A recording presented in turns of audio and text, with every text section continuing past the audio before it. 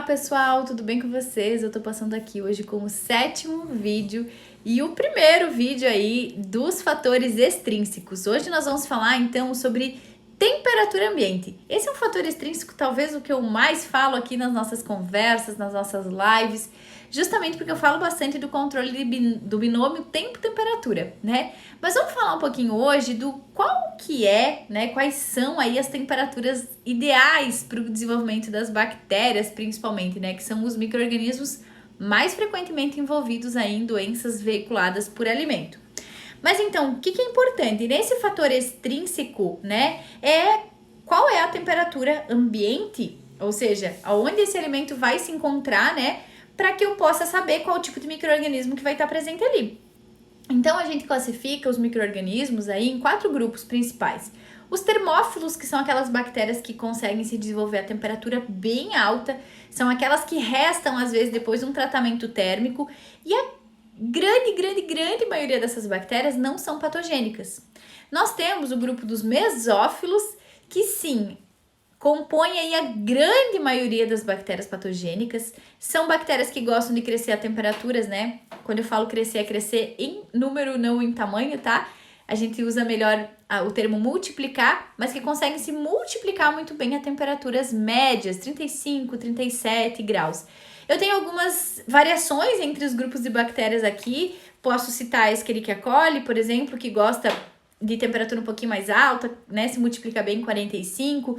O próprio Clostridium perfringens, que também já gosta de uma temperatura um pouco mais alta, mas em geral elas conseguem, né, se multiplicar bem aí em temperaturas médias, certo?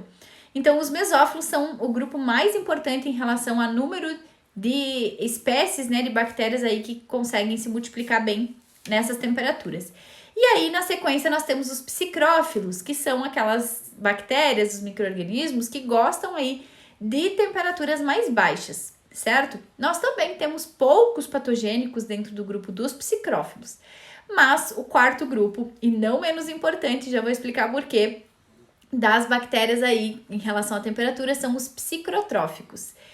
Esse grupo, ele inclusive causa aí um pouco de divergência entre autores, mas o que a gente, vamos dizer assim, de uma forma geral, que é importante a gente saber sobre os psicrotróficos.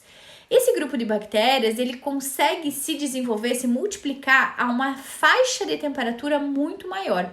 Alguns autores falam que eles são mesófilos adaptados, né? Ou seja, que são um grupo de bactérias que conseguem crescer a temperaturas médias parecidas com as dos mesófilos, mas também consegue se multiplicar a temperatura de refrigeração, por exemplo. E aí a gente pode citar um exemplo aqui, que é a Listeria monocytogenes, Pseudomonas, tem outros exemplos, mas Listeria monocytogenes tem trazido muita dor de cabeça para o pessoal da indústria de alimentos aí. E justamente porque ela consegue se desenvolver, se multiplicar em temperatura de refrigeração e consegue permanecer viável, e dependendo da temperatura do congelamento ainda também consegue se multiplicar. E aí tem um fator importante, que na temperatura de refrigeração e congelamento, eu não vou ter competição. Como a Listeria não é uma boa competidora, né, Listeria monocytogenes, ela acaba se sobressaindo nesses ambientes mais frios. Então, por isso que dentro do processamento de alimentos, essa é uma bactéria que é difícil de eliminar de dentro de um ambiente, né? Justamente porque ela consegue se multiplicar muito bem nesse tipo de temperatura, tá certo?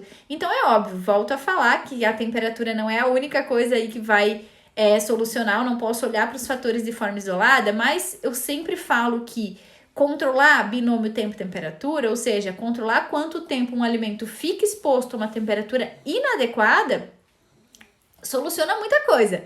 A gente consegue frear muito a multiplicação dos micro-organismos. É óbvio que tem alguns que não podem estar ali, né? Então, salmonela é um caso, né? Para a grande maioria dos produtos aí a gente não pode ter. Então, não adianta eu só controlar tempo e temperatura. Eu tenho que evitar que o micro-organismo ele chegue nesse alimento. Mas, controlar tempo e temperatura, volto a dizer, evita muito problema, evita muita multiplicação de micro-organismos, tá bom?